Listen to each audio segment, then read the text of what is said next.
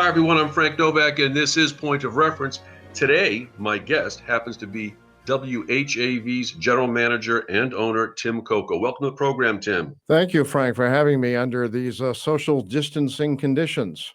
Well, this is something that's totally different from how we've done the program before, but it's one of the items and benefits that HCTV has been able to allow and impose, especially when I see them doing things such as exercising that benefit with city government and other committees within the city, because I can't imagine how else you do this with social distancing, since this is not in anyone's playbook. What I'd like to ask you, Tim, is in your capacity as owner and general manager with an active running radio station, can you mention some of the challenges that you've had to encounter and how you've been able to endure that, and with what modifications to keep you connected to the public? Because I would like to think that they're probably listening more to you now than they ever have before in being able to try to get the information they need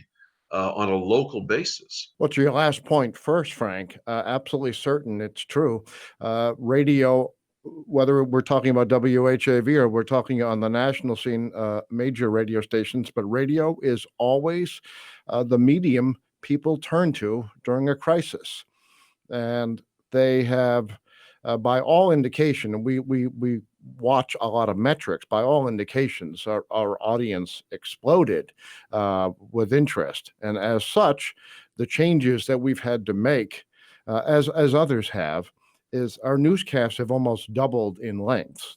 We run news 6 a.m. to 6 p.m. On the hour, all day long, on the half hour during the so-called drive times, morning and afternoon. And the newscasts have doubled because of the various cancellations, updates, where things are happening. We made some subtle changes, like the traffic reports were once very important until there was no traffic on the roads. So we modified that. So traffic reports, when there's an accident, when there's a detour, traffic is still aired during our morning broadcasts. But there has been a lot of news. And of course, WHAV is multimedia. So then text versions go to the web and social media. And another really big change, we've always had what we used to be called on demand. Now everyone calls them podcasts. But so you could hear a newsmaker on demand. You could go back and play it. Well, we've had many, many more newsmakers come on, each with an important message about changes, whether they were school lunches, how they were being distributed. As you know, they made a change first to 5 sites, then to 6 sites. All of that had to be relayed. And so it's certainly been a major change.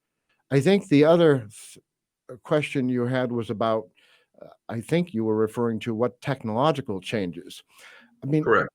Luckily, WHAV, it was built from the ground up only 4 years ago for the new FM. So we have always had the ability to look at what our transmitter site is doing up on Silver Hill, as well as what our studios are doing in Ward Hill. And because of talk shows and the like, always had the ability to do audio and video remotely. But there's a difference when that's a nice option and when it becomes mandatory, isn't it? And so we had a situation very early on in this crisis where the subject of an interview got sick literally right after the interview and turned out to have been confirmed to have COVID-19. So what did that mean? It meant immediately that our studios had to be deep cleaned and our operations had to change dramatically. So after that, there were no longer any in-person guests, and rules about one person at a time in the building, never mind the studios. And so it has all in all worked. Our morning announcer ended up, because of that situation, quarantined for 2 weeks at home. So all of his newscasts had to originate from home, and everyone did. So It's one thing to have these nice to have options. It's another thing when you're forced to use them options. So I hope that answers your question. Wow, at least it seems as though, well, I'm not saying that you're a Boy Scout, but you have been prepared and you were prepared to be able to draw from what you had to and adapt immediately, so to speak, on the fly. Why? Because you had to. There was no other option. Now, there's a funny thing about broadcasting, maybe radio in particular. It goes back all the time that I've been in radio, and that is sort of a can-do attitude. You never have dead air. You do anything not to have dead air. It's almost a religion in our business. So people here do things quickly to make sure that doesn't happen. It's kind of the Apollo 13 in broadcasting. We're going to make sure that we have a can-do attitude rather than give up and walk away. And I think almost everyone, I've seen all of this with you and HC Media. City council meetings suddenly went remote. School committee meetings went remote, and HC Media had to make the same changes, and it has done so successfully. What I hope is that we don't, these aren't going to be permanent changes, because I think we lose a lot when people aren't together and aren't working closely. I certainly hope we don't lose the ability to be social when this is over. That is one of the questions to basically to carry on with what your discussion happens to be, in that with the changes that you had to make, do you see any of the changes that you've made basically sustaining themselves, and that's the way you're going to be doing business as time goes on? Well, I certainly hope not. The business that we're in, the business you're in, the business that the Eagle Tribune is in, the business WHAV is in, requires collaboration. And collaboration, yes, it can be done over the phone, it can be done remotely, but so much is lost in body language and in context. What when you could witness someone smirk, they're joking, but if you can't see the smirk and you think, wow, what an unusual comment for an elected official to make, So you got to be careful that there could be a misunderstanding. So, no, I hope we get to use all of our senses all at once soon enough again. That goes to a great example of that would have been the Nixon Kennedy debates in the historical archives, where anybody listening to it on the radio thought that Nixon won, but anybody that saw the debate thought that Kennedy won. Yeah, with the beads of sweat on his face. You're right. That's right. The fact, I'd like to ask you this question, and that is that, well, basically in the same way people will say, as far as newspapers, radio, and television, this is not your parents' television station or radio station or newspaper anymore. That things have changed technologically, but you're still trying to deliver the same product, and that's information that people need and that they can use. I need to ask you this question, and that is, with more people tuning into radio and let's say going to the local newspapers or even to the bulletin board on HCTV just to see what may be going on or what shows happen to be on. The question I've got for you has to do with advocacy journalism, because when anybody can go to any number of the stations that are on, and it seems as though, I mean, it's actually rather funny if you were to tune into Fox News, and if they're talking about a subject, and then the very next station is CNN, and if you go to CNN, you just click it on over, they're talking about the same subject, but it's 180 degrees indifferent as far as what the impression happens to be. And impressions, quite frankly, it almost seems as though the public is being molded into trying to say, well, you know what? Here's the news, but let me tell you what I think, and this is how you should think about this. And the fact is, respectfully, when I'm listening to WHAV, Just like Jack Webb of the old Dragnet show, give me the facts. Give me the facts, and you respect your audience enough for them to make and come to their own conclusion based upon the facts that you happen to present. You don't have to make that decision for them. Now, Matt, in fact, I'm sitting in the Edwin V. Johnson newsroom, and I point that out for a reason. Ed Johnson, you never heard him change his inflection during a newscast. Some would even perhaps say it was monotone. Every word pronounced correctly, but monotone. And that wasn't his intent. His intent is a big difference when you say the city budget is $200 million or the city budget is $200 million. There's that he would never allow. And he was the news director at WHAV, as well as a public speaking instructor at Haverhill High School. But he taught us all early on that inflection can give away opinion, and there's no room for opinion. And so there's no room for advocacy journalism on the news. Now, if there's a talk show where there are guests with opinions, that's different, and they're labeled as such. But on news, there shouldn't be. There shouldn't be, and there are modern variations of that change in inflection. On social media, we've often hear it referred to as clickbait. You come up with a headline that drives people to go check it out, and then usually it's disappointing because it isn't what it appeared to be. No, we try not to engage in those things, and we think that actually harms the credibility of local media when you do that.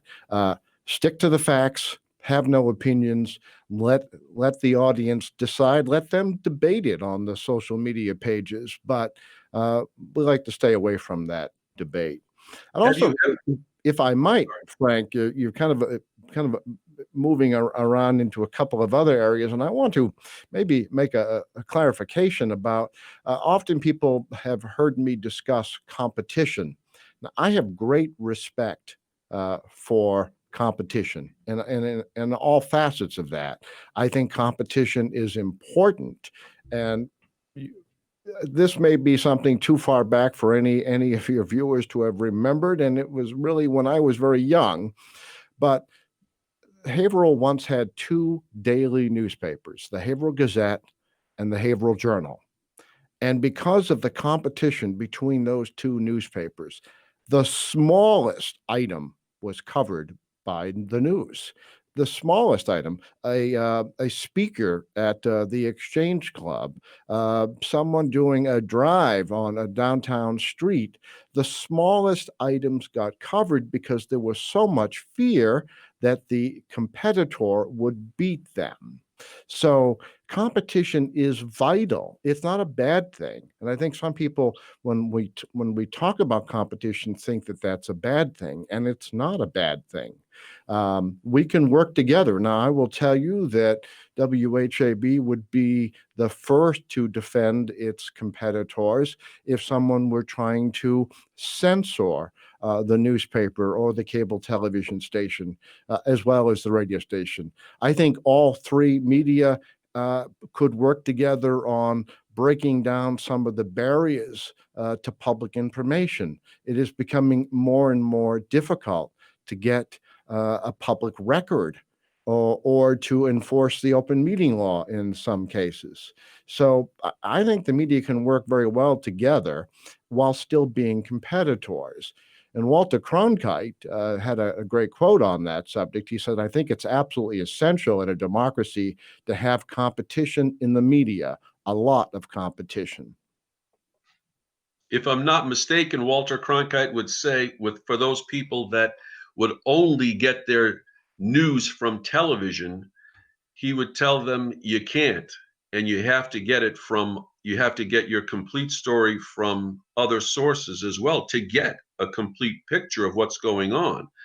I understand that, for example, when you're talking about the sort of cross-referencing or piggybacking, for lack of a better term, in the type of collaboration that you're discussing, we've done that with you, with your station WHAV, very, very successfully with our simulcast with the mayor's call-in show, where we did one before that had to do with I guess it was the marijuana dispensaries, which we broke all records. But when we did that mayoral call-in show with you, WHAV, in a simulcast, we broke all records for call-ins. It was the largest call-in show with the largest number of people calling in the history of the station.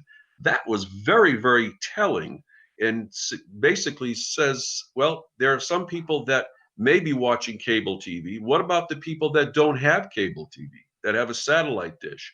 Well, they can go ahead and listen to the radio, and that's fine. Or if once the radio station happens to, finish that program, if the newspaper were listening and they do a follow-up or an expansive story on that, they could do that as well as WHAV does that digitally, because you do that as well, so that the story doesn't happen to stop with the end of the broadcast show. Am I right?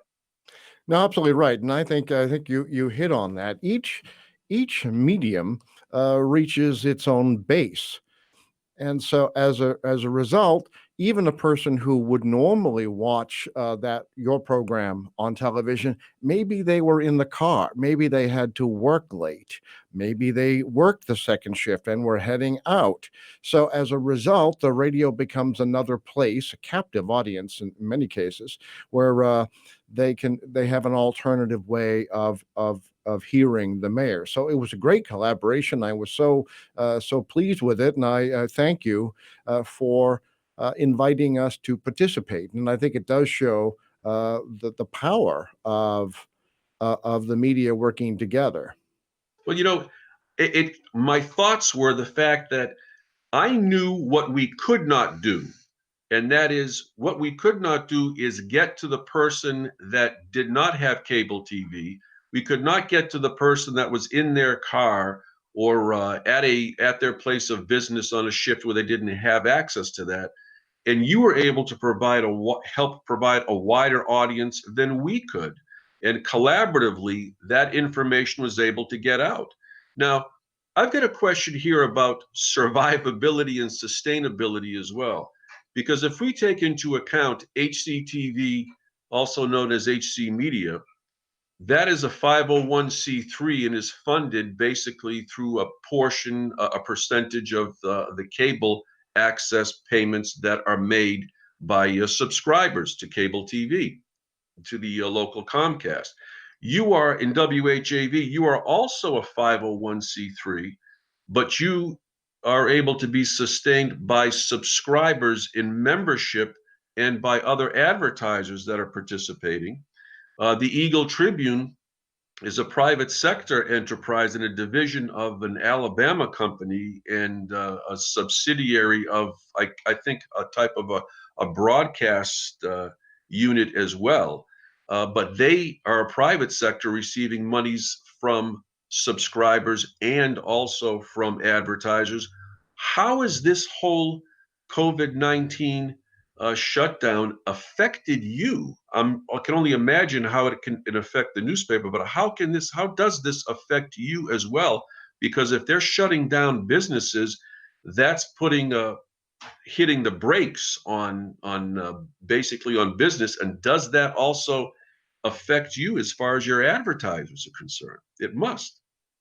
Now, actually, WHAV is quite analogous to the newspaper because you're correct. WHAV is a nonprofit 501c3. It is similar in that respect to WGBH, Channel 2, Boston, WBUR radio.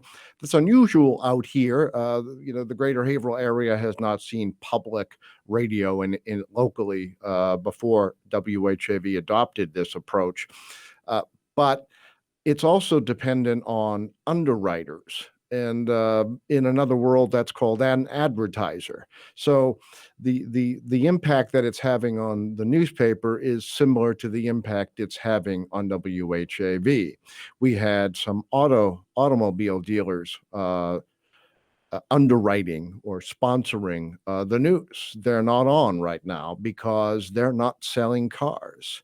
And we've had others that this just they're virtually closed. And so the economic impact on all of us is devastating.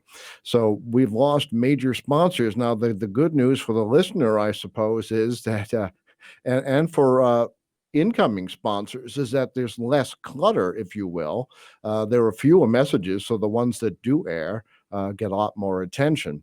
But you're raising a very important point, and I'm not sure if you're aware of this, but Pew Research did a study within the last year. It's not that old, looking at revenue sources. And there's been a lot of changes anyway. COVID-19 has exacerbated them, but there's been a lot of changes anyway for WHAV and for the newspapers. And that is, we no longer have stores in our downtowns.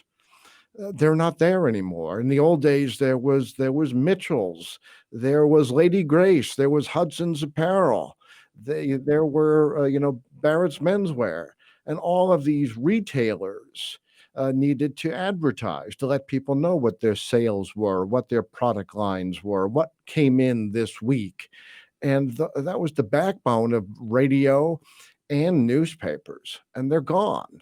And then so and then another thing has happened. We've seen there used to be what, Frank, in your lifetime, what, 10 banks in Haverhill? Maybe not that many, but certainly more than two local banks. And all of them used to be vying for a share of the audience's mind.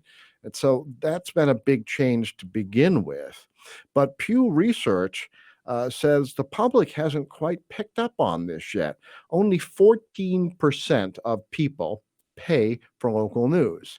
Now, usually that's an older audience that does that. So people who are used to paying a newspaper subscription, that's I think 39% of the 14% goes to print.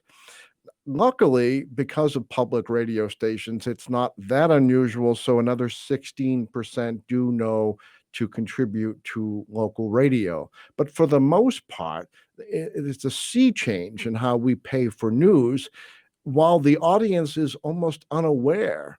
71% think the media does not have any financial problem. So the Pew Research thing was eye-opening, and it really tells a story about how news will be paid for in the future. It is very interesting you bring that up because people will figure if you're looking at the Eagle Tribune, if you'd like to pick up a paper, you've got to buy it. If you want to be able to have the paper delivered, you need to be a subscriber. If you don't want to do that, but you want to go on their website and see what news is going on, you can get into the website, but they won't let you read it unless you become a subscriber. But all you have to do is turn on the radio for 97.9. Well, it's free because that's what I'm listening to. But the fact is, it's really not free because it has to come from somewhere. And here's what I'm getting at. If you are not there, or in addition to you being there with WHAV and the Eagle Tribune newspaper, and they're doing a lot of juggling with their newspaper, given the fact that they've got different territories they've got to cover. And you may see the Eagle Tribune in Lawrence that has, which is the same Eagle Tribune that we get in Haverhill, but suddenly the feature story or the headline story is different in Lawrence than it is in Haverhill, which is different from the one in Amesbury or Newburyport. But it's still juggling. They're seeing which story they have to go ahead and promote first for the jurisdiction that they're in. But if WHAV radio wasn't there, people will sometimes, it's very interesting what people consider a news source, and they may see Facebook as a news source. But is Facebook a legitimate news source? These people are not journalists. They're discussing things, they're presenting things, but they're not following any particular professional criteria that the public should be able to rely upon for accuracy and honesty. No? No, it's funny. Facebook is a double-edged sword for those of us in the media, and I think everyone who's in our position would agree. So many people go there that we feel our news has to be shared there. Um, Newspapers running in the same struggle. They'll share a headline, whether or not the person who clicks can get all the way through to the story. It depends whether they're a subscriber or what have you. But all of our stories are available. We do not have a paywall, as that's called, and so people can get through. On the other hand, as you point out, there's someone who'll say, "Did you just see what happened on Cedar Street?" And they'll fill in something that becomes interpreted as fact. And I will tell you that half a dozen times a week, maybe more, we get calls like, "Why didn't you cover the nuclear waste that was trucked into the downtown Haverhill?" Well, what are you talking about? No, the police aren't keeping that from you. That was just someone shared a story from Chernobyl or something. I mean, and suddenly it took on life that this really had happened in Haverhill. It's incredible the rumors that come out of that. So it's not just the person who shared the information; it's the way people interpreted it. And so you're absolutely right. It gives rise to conspiracy theories. It's really a double-edged sword.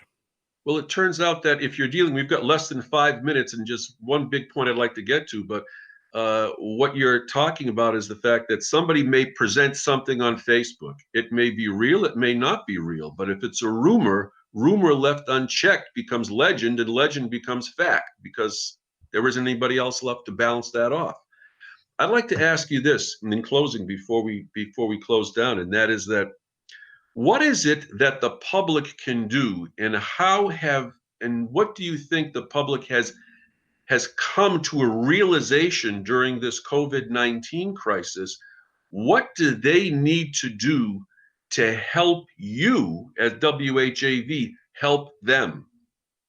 Because we're talking about you're giving them news they can use to help them, to protect them, and to keep them informed. What do they need to do that they hadn't considered before to help WHAV help them? Well, I think keeping an open mind is certainly the major criteria because um, people do hear things, and maybe they could double check before they call the radio station, uh, or decide not to call the radio station. Like, oh, that I'm sure that didn't happen. So double check your sources all the time. And so, well, who said that? Well, my brother-in-law. Well, where did your brother-in-law see it? Oh, it was here, there. Uh, y- you know, be skeptical. I guess we're asking every listener, every reader, every viewer to be skeptical. You know, you're in a marketplace where you've got a bunch of vendors trying to sell you something, and you've got to be skeptical, and that's really what this is too. So before you jump to conclusions and rule out that something happened or rule in that something happened, be skeptical.